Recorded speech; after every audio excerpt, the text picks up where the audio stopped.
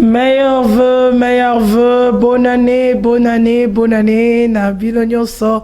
Balandi, un magazine, la voix prophétique, en tout cas, toza vraiment na esengo, makasi poete nzambe, yalola abateli biso, mbula, mobimba, jour pour jour, nzamba zobate la biso, tosi ici bongo 365 jours, ezalaki ya année 2025, et tomoni lisusu, une nouvelle année 2026, nzamba lola apambola binonyo sobozui, libaku wana pengolu wana totike bele, na mobembo oyo molai na 2025, plusieurs serviteurs de Dieu, totiki bango na voyage oyo ya 2025, totiki aussi ba ninga bandeko tozalaki na bango bana, ba papa, ba maman, dans la catégorie nyonso batikaki basilaki bongo kozongisa molimo epai na nzambe. Mais soki ngana yo tomoni lisusu ane oyo ya sika pe tokoti na magazine alelo, c'est une grâce. Fotoloba na nzambe. Merci. Vraiment merci. Nabino pe bomisana ko landa biso. Nazanga mon côté dans ce plateau, je suis avec l'homme de Dieu, le pasteur Marc Ekembe, pour ce premier numéro de 2026. Beauté pasteur Marc. Beauté évangéliste Lauriane Basingili, meilleur vœu na bandeko nyonso pe bana nzambe bisika bazolanda. Magazine La Voix prophétique, en tout cas tozana esengo ya komona bango lisusu ebele pe akoyeba eke bazali kolanda biso. Voilà pourquoi ba réaction na bango zo sala biso bien aussi dans cette année, l'an 2026.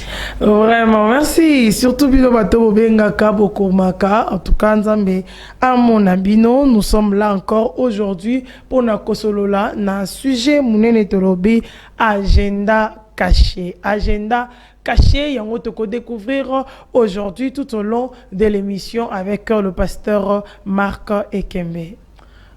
Agenda caché, nous voulons expliquer na bana nzambe kolakisa bango eke tobandi ya ne tobandi mvula sika et bisiko tozali bisiko to mesani ko fréquenter, sache que bien aimé il y a toujours des dispositions au tozo bengango malveillantes ou ezali donc des complots établis instaurés par l'ennemi simplement parce que kaka pona koyeba ko pertibe marche ya malamu ya bana nzambe yango mokona lelo tokozwa pe temps ya ko prier na bana nzambe na ba famille ba mesana kolanda biso na ba ope bazuli bakuya kolanda biso parce que to lingi to la kisaba na nzambe ke bisiko tozali. En tout cas fais attention.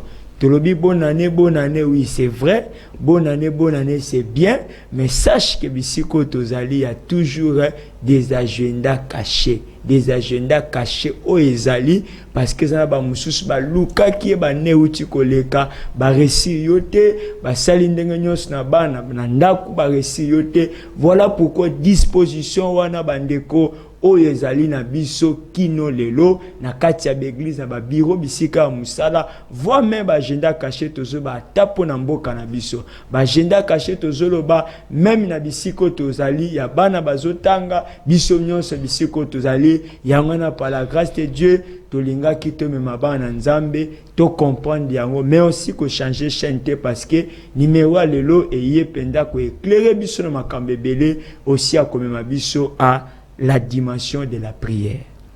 Vraiment, ayez comme Mabiso à la dimension de la prière. Bien aimé, 2026 qui dit bâté parce que la vie continue. Nous pensons toujours qu'il y aura une transformation automatique. Et ça makambo viezo continuer donc yonde foyer ba makambo tonito lobanayo na moko na lelo po ememayo dans une vie de prière intense parce que 2025 il faut qu'on pelisa lisusu moto lokwa l'homme de Dieu a outi ko lobayango donc ça na ba miango esalemi déjà o eza caché o ezo sengela to sambela pour que Dieu a révélé en pasteur Marc à vous encore pour notre kota na katia sujet moko na lelo. Si je n'abuse agenda caché, tolinga kitozwa Genèse chapitre 31 verset 1 à 7, mais pour Nangonga, Donc, on préfère qu'autant les 4 premiers versets et ensuite, tu vois juste verset 7. Genèse chapitre 31, verset 1 à 7. Bisous na plateau, tu autant 1 à 4. Ensuite, autant verset 7. Mais à la maison, tu bondi na Hollanda, texte na biso jusqu'au verset 7. Ne bisikozo que nous comprendre combien Nzamba lingi ko dévoiler par na biso ou tous allez kolobela les agendas cachés, bien aimés dans le Seigneur, parce que comme tango ndenge tozoloba qui dit bate elongo na Nzambe. Tokoyi kotanga yango na Genèse 31 1 à 4, ensuite le verset 7.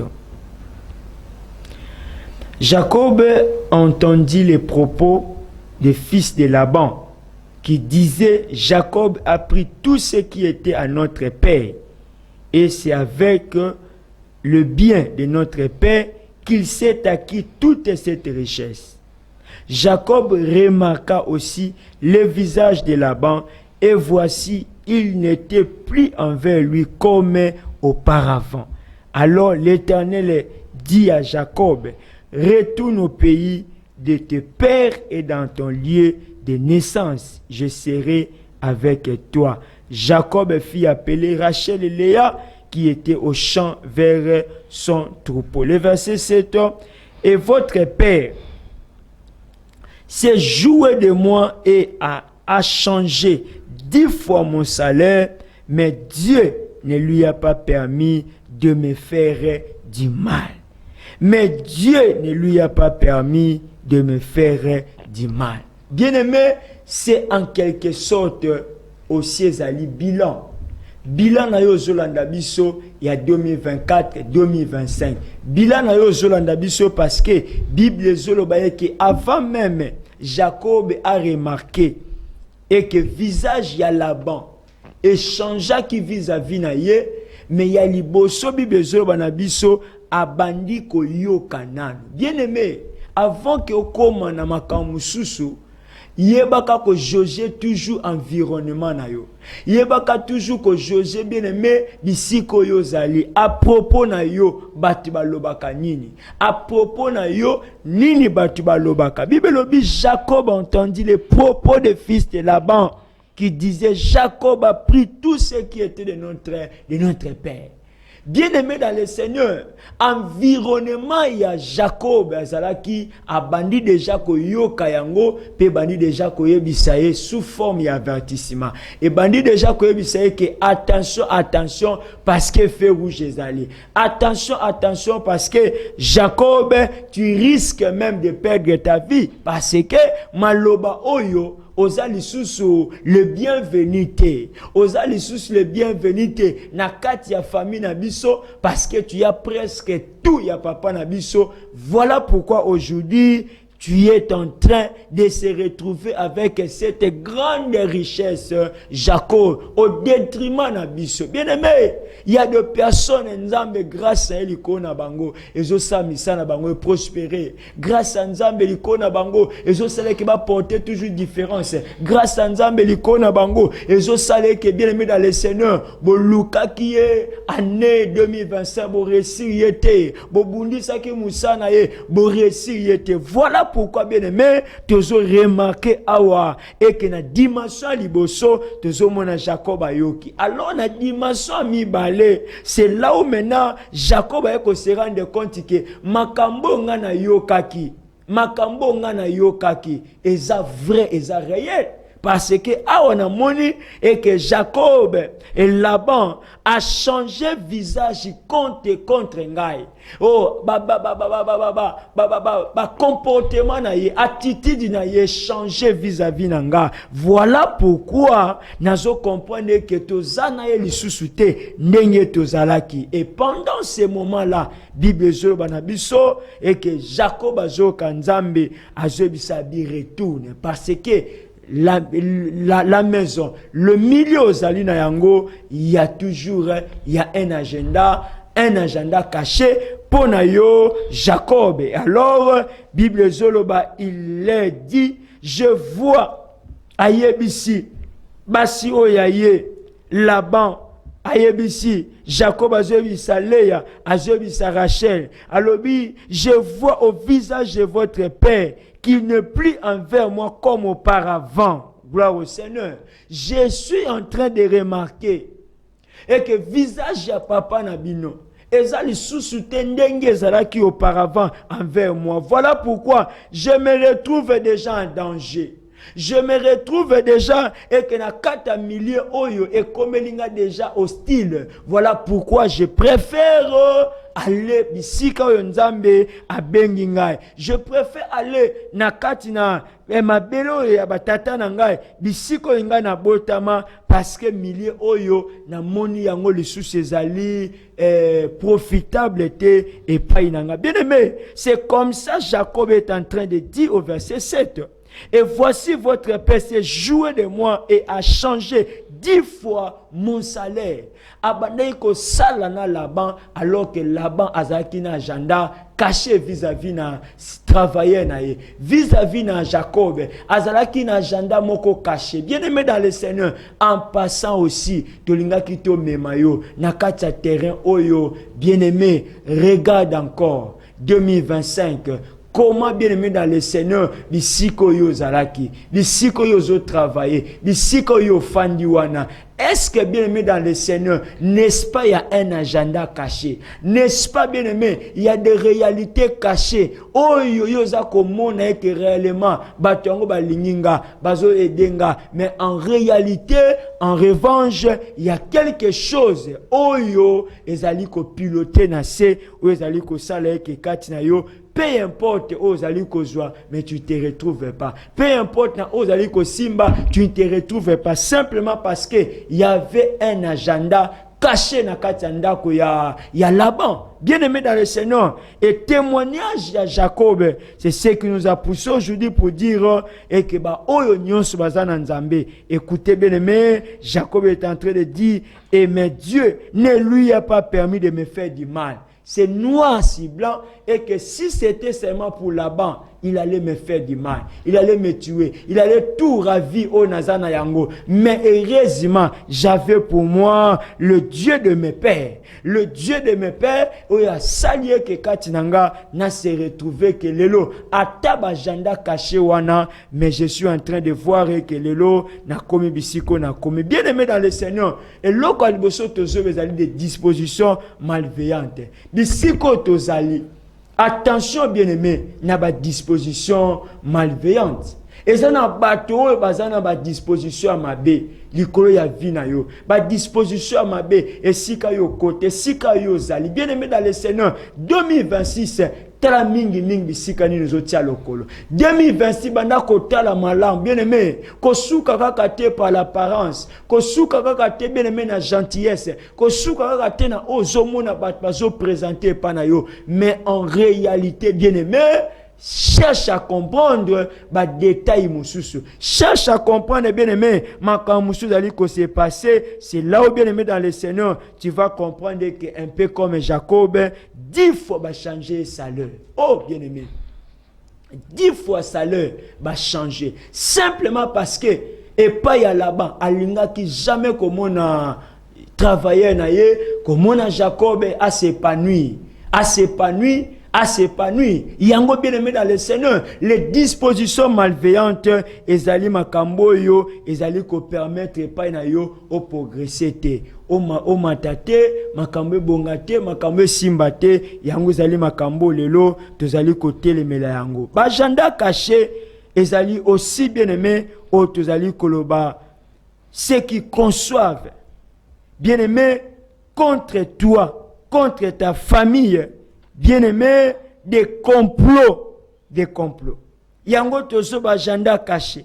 Ezali oyo batu bazali ko bongisa, bazali ko préparer yamabe likolo na yo. Yango bien-aimé, tu dois faire beaucoup d'attention.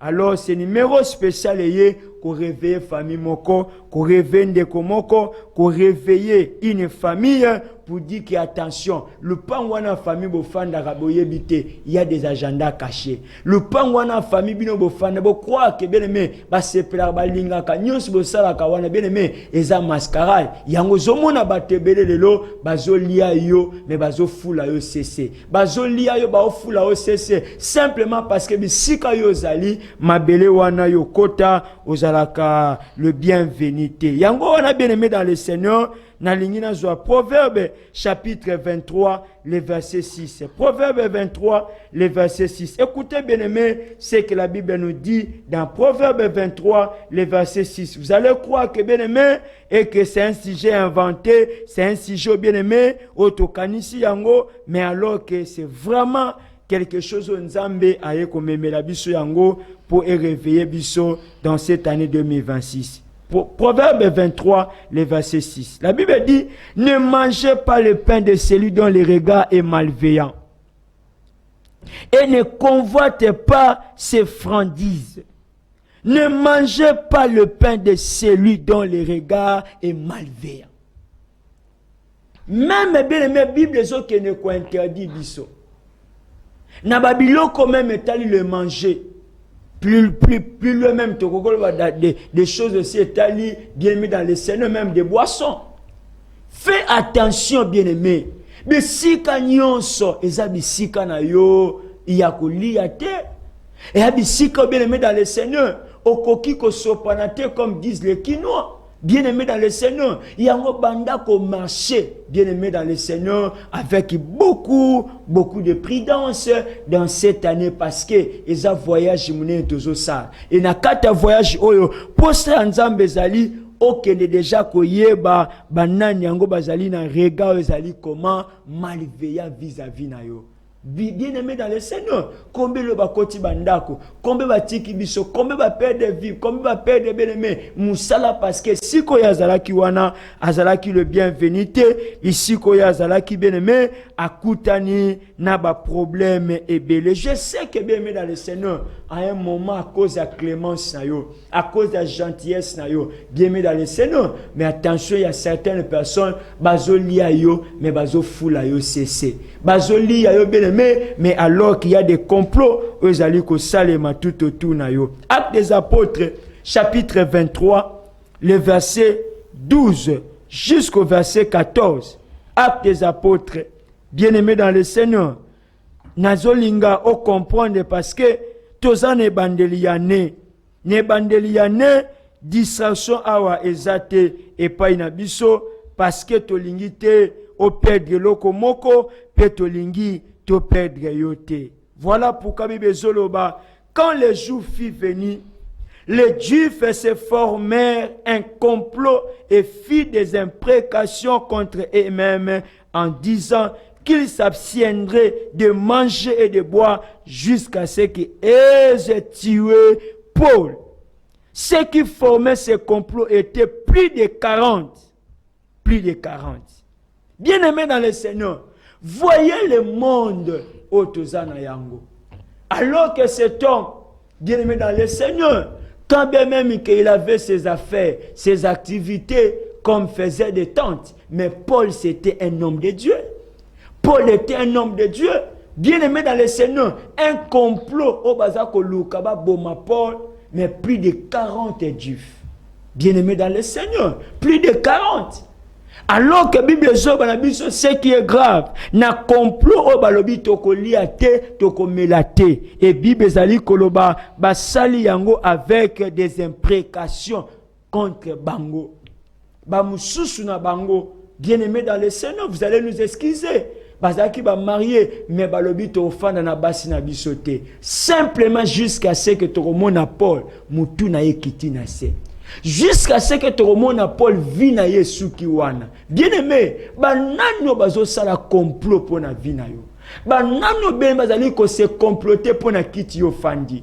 Pour na sika yo zali wana, pour na libalo yo kota, ndako nzamba pesa yo, mwasi nzamba pesa yo, mobali nzamba pesa yo. Bien aimé dans le Seigneur, na ye ko ebisa mutu moko awa fongola misu na yo. Bible lobi na biso racheter le temps car les jours sont mauvais. Bien-aimé dans le Seigneur, simplement qu'au côté na biso 2026, ezana batu mususu bazo sepelate. Comment na yo bien-aimé ndengo bimakana bana bozo kende église, ne bozo kende ba promenade, bisika bozo kende wana, yo pe ko vie de prière ezate. Au mona ka nyonso normal, bataki musu ezoyela yo, ezoyela niveau ya bana. Bien-aimé dans le Seigneur, sans le savoir, et qu'il y a des complots, il y a des complots. Bien-aimé, bato baboyi ko lia, baboyi ko mela.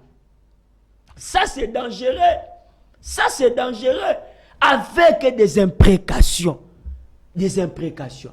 Bazoloba maloba. Ba imprécation ezali ba interdit.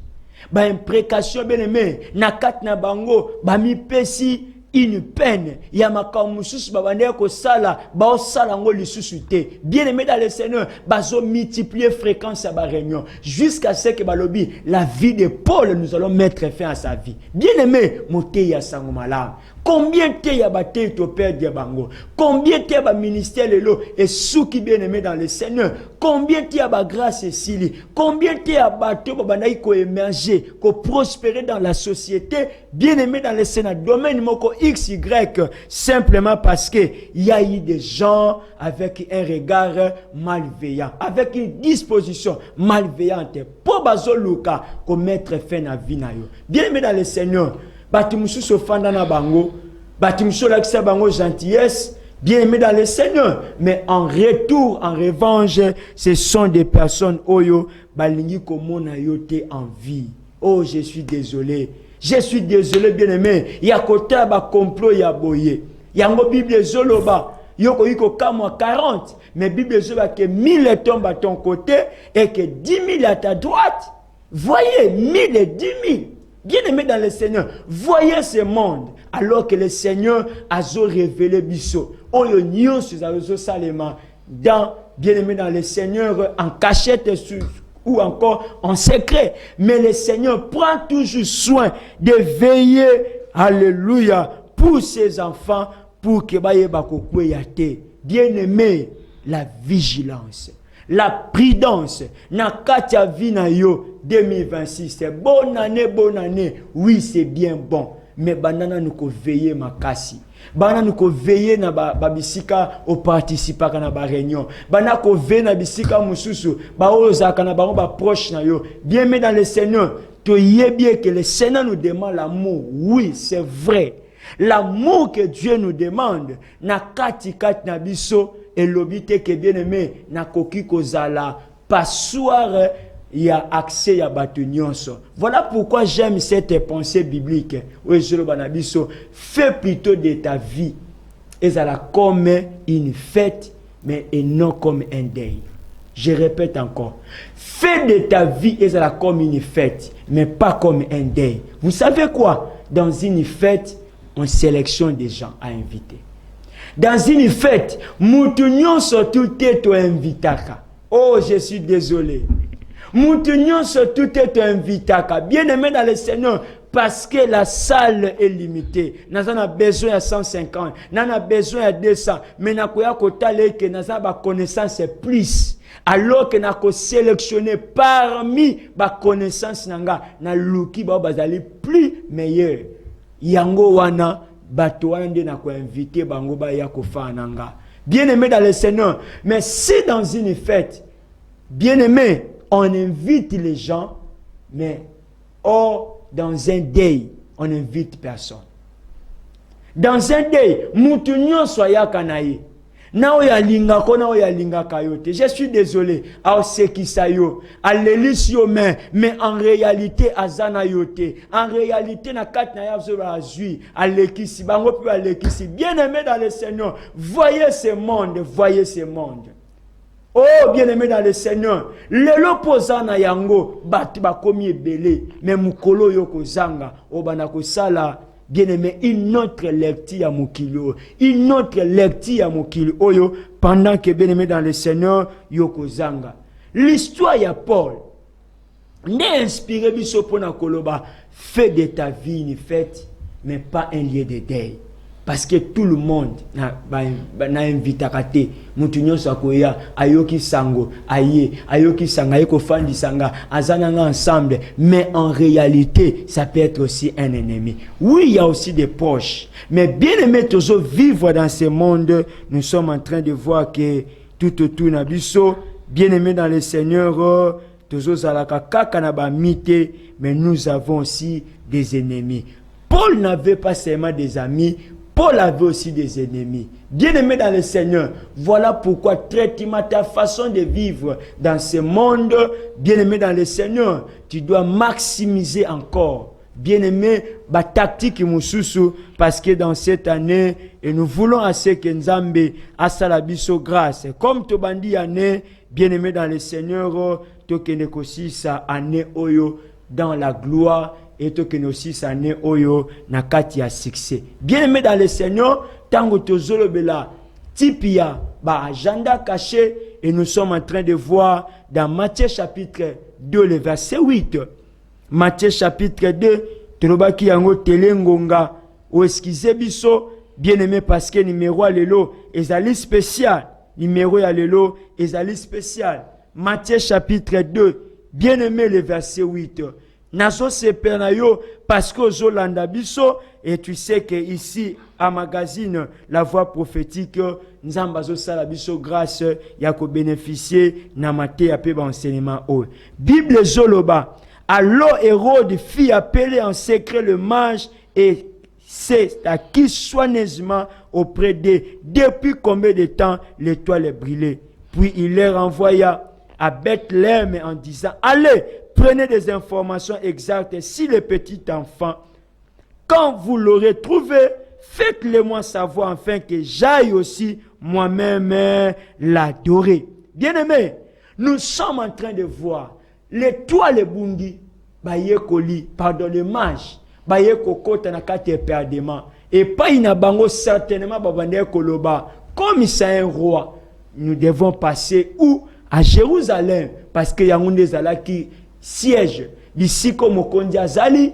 personne ne pouvait faire allusion à Bethléem. Bien aimé dans le Seigneur, mais nous sommes en train de voir, bas bisika bandeko bakoti et pas Mokondi. Bizarrement, au lieu de dire, toye koluka prince, oya botami, mais pas inabango balobi. Où est le roi de Djif qui vient de naître quand nous avons vu son étoile? Oh, bien-aimé dans le Seigneur, na kata royauté, pour passer, bien-aimé dans le Seigneur, il devait d'abord passer par Kozala prince et ensuite tu seras roi. Mais oh, Jésus a brillé, bien-aimé, les étapes. Au lieu d'être un prince, pour lui, Jésus, il était carrément un roi. Alors, le roi des rois, Jésus-Christ de Nazareth. Bien-aimé dans le Seigneur, il n'a pas passé par un prince. Oh, bien-aimé, pour lui, il est roi. Abotami Mokondi, Akoli Mokondi, Akufi Mokondi, Aseku Mokondi. Bien-aimé, nous sommes en train de comprendre l'agenda caché. Or, le roi Hérode parlait de l'adoration. Est-ce qu'il s'agit d'une adoration ou une fausse adoration? Bien-aimé dans le Seigneur, que la Bible parle, pour te comprendre, Yango, nous allons voir le verset 12 rapidement. Puis divinement averti en songe de ne pas retourner vers Hérode, il regagnait le pays par un autre chemin. Je prie Dieu, nous ambassadons grâce.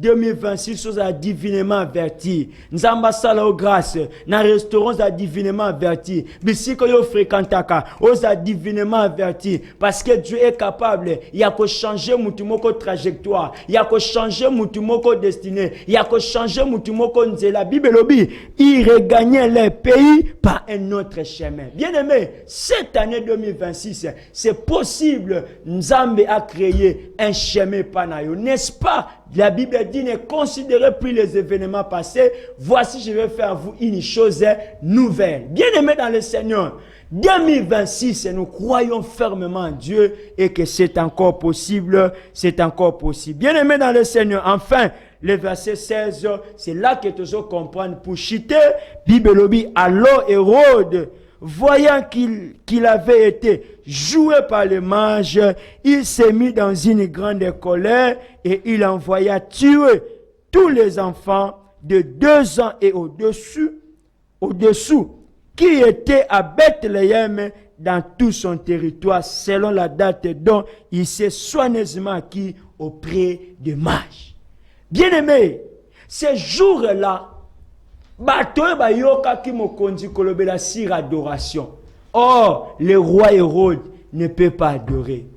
L'adoration, bien-aimé, c'est une grâce. Nzamba se na ba obazali né de nouveau. Oh, na ba obazali né de nouveau. Hérode n'était pas né de nouveau. Voilà pourquoi na vie na ye, Hérode ne pouvait pas parler de l'adoration. Oh, na Jean Bibelobi, l'heure vient, elle est déjà venue. Où les vrais adorateurs adorant le Père en esprit et en vérité. Gloire au Seigneur. Bien-aimé dans le Seigneur, 2026 que la Bible parle. Hérode, la bouche parlait de l'adoration. La bouche parlait de l'adoration, mais son cœur ne parlait pas de l'adoration. Toujours vivre dans le bateau, na monoko bazo be l'adoration. Na monoko bazo ba je t'aime, mais na katamite mon bango bazo ko concevoir bien-aimé des projets ou des regards malveillants, des dispositions malveillantes simplement bien-aimé pour mettre fin à ta vie. Voilà pourquoi bien-aimé dans cette histoire, nous sommes en train de voir que Hérode s'est décidé à tuer. Parce que Nakatnaye se sentait déjoué. Bien aimé, si Dieu avait fait déjouer un roi, et l'oronu nzamba kolembana a fait déjouer ton chef, a fait déjouer bien aimé maman Lupang, papa Lupang, Bayer Bayeres, Bisika yo Salaka. Cette année 2026, avec Dieu, nous allons prier pour que Nzambe aille bako déjouer, ba complot, ba carte nyonso, ba agenda nyonso, yamabe na libota na yo, yamabe na famille na yo, yamabe Bisiko Salaka, et ça l'a déjoué, et ça l'a déjoué, et ça l'a déjoué au nom de Jésus. Bien aimé, Bethléem, bisika oyo nzamba ponaki mwana botama, na bisika wana Hérode a décidé à le tuer parce qu'il a été informé. Parce qu'il a été informé. Bien aimé, combien tu as battu bazana ba information pour na bana na yo, pour na ndaku na yo, pour na vie na yo, pour na musa na yo, alors que ba mitie na kati ya nzela lokola ba jifo ba décida ki ba lobi, nous allons mettre fin na kati ya vie ya Paul. Mais aussi longtemps nous avons Dieu. Bien aimé, dans leurs projets, dans leurs complots, Bibelobi, ils formeront les projets, ça sera nul et sans effet. Jérémie 1 verset 19.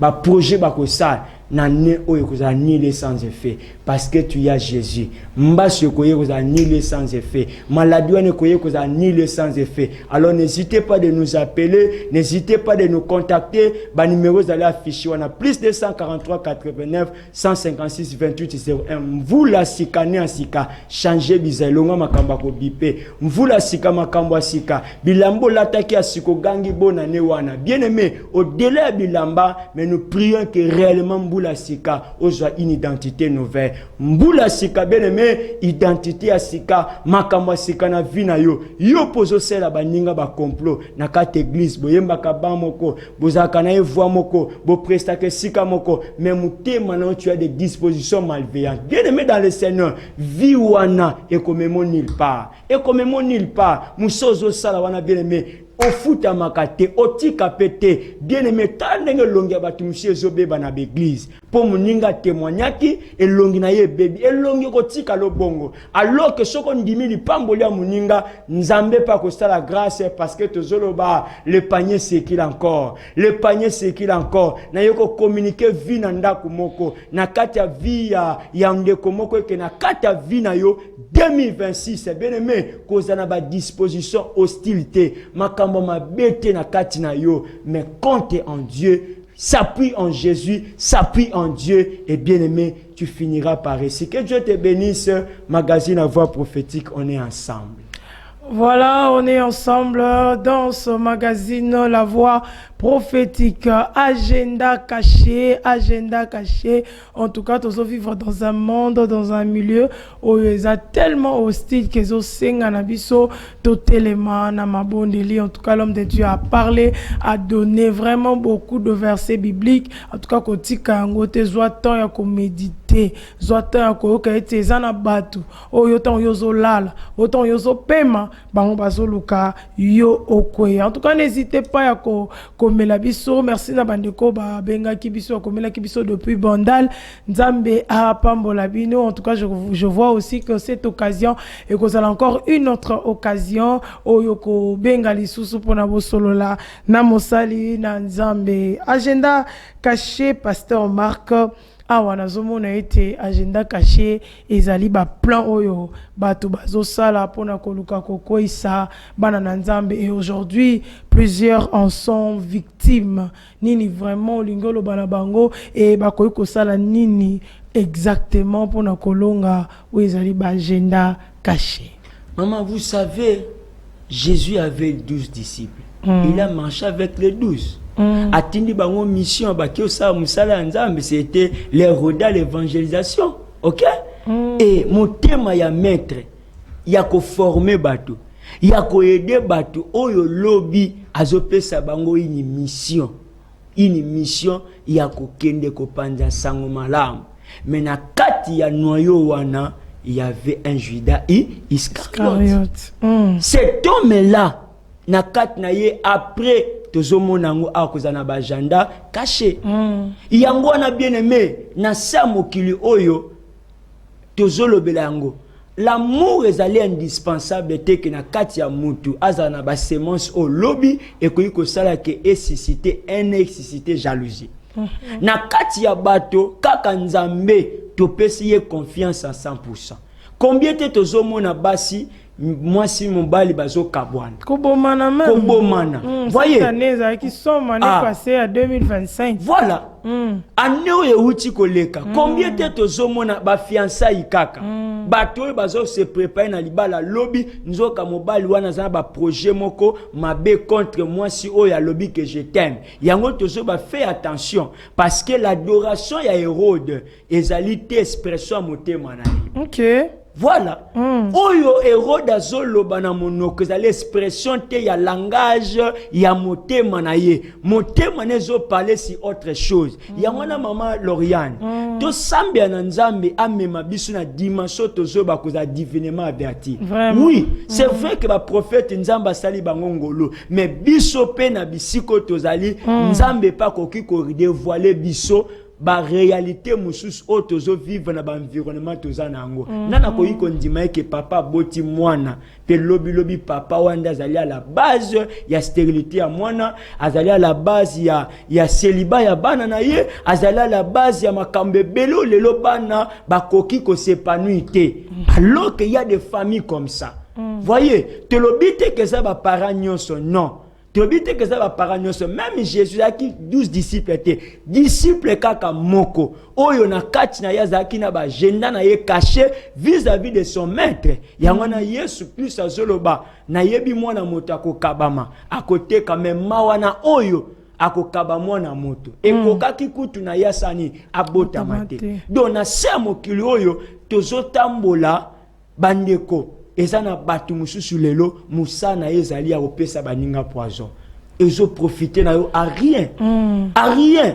Voilà pourquoi toye ko beta sete na début ya netolobi le Seigneur azozi anabiso mitema échanger mitema bongwa. Vraiment. Yango zomona ba mboka tozana yango makambe bele tozokuta nango lelo c'est parce que na kati na biso le nemi ya congolais ezali congolais. Et nemi ya kati ya ba vie ya bato lelo ezali mutu alibanda te mutu akati. Comment expliquer Joseph Azolo Bango dans Genèse chapitre 50 verset 20?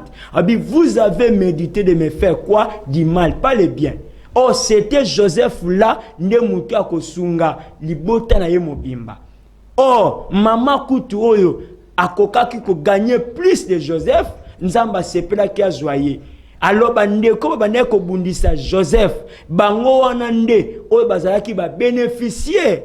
Il y a l'ipamboli, il y a Joseph. Bible vous avez médité de me faire du mal, mais Dieu l'a changé en bien. J'aime ça, la parole de vie, balobi. Vous avez voulu de me faire du mal, mais Dieu a voulu changer ce mal en bien. Parole de vie. Vous avez voulu de me faire du mal, mais Dieu a voulu changer ce mal en bien. Oh, gloire au Seigneur. Donc nous avons ces dieux qui sont capables de changer le mal en bien. Nous sommes appelés à vivre dans l'humilité et non dans l'humiliation.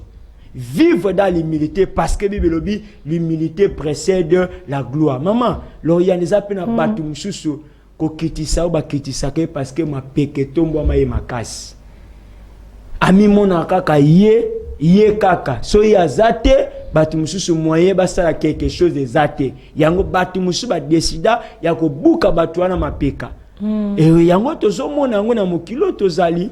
Mais toujours ba ke motema na yo eza na ba disposition wana te parce que na kat na biso to yebite lobi ya moto ndenge nini ekoki kozala yango sunga ndeko na yo kozala plus moto ya buka ka ba ponte mais ala moto atonga ka ba pont.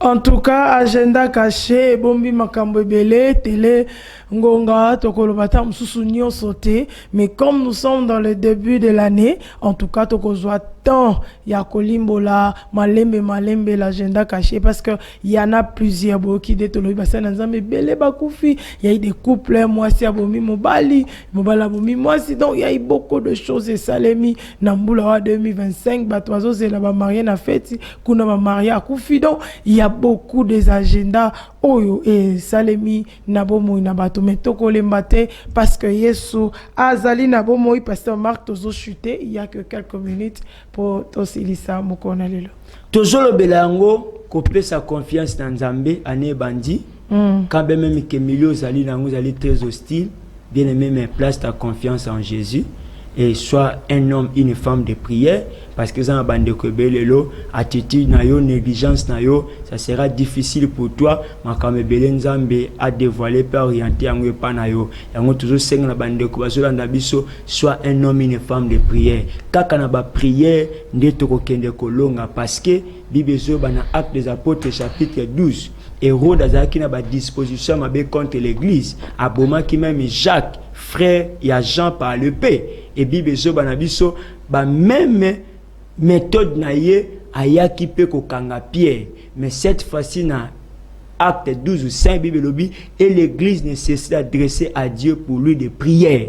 Donc par la prière netoko longa oyo nyonso ezali comme des complots, des dispositions bien-aimées malveillantes, il y a diable. Il y a bateau bazali bato misala molili pona kobundisa vina yo yango tolinga ki lelo tozo kende ko sambela Nzambe na autorisation à présentatrice tolingi to prier et que Nzambe a aidé biso makambo nyonso ali ya mabezo salema tolingi to sambela Nzambe na bandeko bazolanda biso libanda mboka baba soutenir ka magazine yo polingo comme partenaire tozo bondela pona yo o soutenir pokota na kata vision oyo Nzamba ko pambola na lingi lelo tozo sambela Nzambe esiko tozali Yahweh Nzambe to sambeli epai na yo. Nous savons que Dieu, l'impossible n'est pas notre Dieu. D'ailleurs, Bible dit ce qui est impossible aux hommes est possible à Dieu. Mon peuple nyonso ya mabe oyo etambola ki na bat na 2025. Mi pepe wana ekota et traverser na biso te awa to bandi année 2026 yawe tozo sambela bisika oyo nyonso ba complot ya mabe ezali o ezo fort avec les imprécations nazo sambela Nzambe ma sœur mon frère oyo azolanda biso tu ne mourras pas au nom de Jésus maladi wana o nyonso batindeli yo babwakeli yo ya kobwakela lelo magazine la voix prophétique tozo sambela ko accompagner ba oyo nyonso bazana biso na projet oyo tozo travailler pour sauver les âmes. Oh Bible zo bana biso to dépeupler l'enfer pour peupler le royaume de Dieu. Yango Nzambe tozo sambela likolo ya basali na yo oyo lelo poiseau sala rage. Nous prions Seigneur au nom de Jésus. Nous prions Seigneur au nom de Jésus. Bisika yo Nzambe bana bakoti bandako banganga po baboma ba parents na bango batika na ba héritage tozo sambele ke nzambe ba disposition wana elonga te na kombo na Yesu moto nyonso nzambe azana ba projet ya ko éliminer bana na yo nzambe akoti bandako nganga azo simba ba photo po azo na posa ya mobali ya mwasi wana photo wana ezwa fait au nom de Jésus photo wana ezwa fait au nom de Jésus yawe tozo sambela ba kitio nyonso eza ba poison ba cadeau empoisonné na ba bureau yawe nzambe bato bakoti bandako lelo à cause ya ba disposition malveillante nzamba lola nazo sambela na ba o nyonso yawe Seigneur bazana ba piège ya diable Bible dit que 1000 tombent à ton côté et que 10 000 à ta droite tu ne seras pas atteint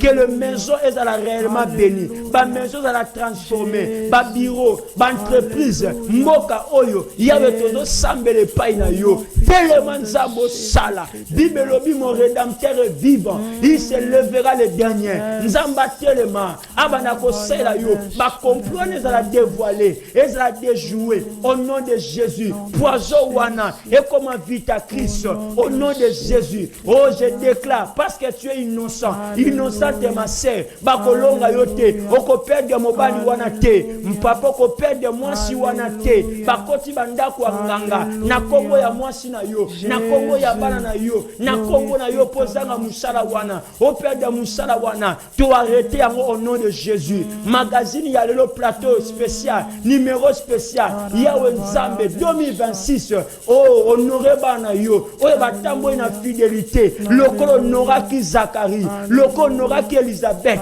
lokolo honoraki Marie lokolo honoraki Joseph na sambeli nzambe oh que la mort est à la repousser parce que bazana ba promesse au nom de Jésus merci pour na ko béni magazine à voix prophétique Yahweh merci parce que cette année nous croyons que Seigneur oh œuvre oyo mon Dieu mon roi ozo pambola ozo sale ke nzambe ba bazola ndabiso na bandako ba salons à la béni ba famille à la béni oh on a repoussé la mort au nom de Jésus récit na destinée na yo au nom de Jésus et que cette année au témoigner nzambe ya lola au nom de Jésus nous avons ainsi prié avec action de grâce. Soyez bénis au nom de Jésus. Amen. Amen. Voilà, dans sur bo pambolami bidonyo soyo bolandaki magazine mukona lelo un numéro spécial tolobi bonne année meilleur vœu tikanzamba pambola bino de tokutani na mikolo ezali koya pour un autre numéro ya magazine abino nambula sika bonne année.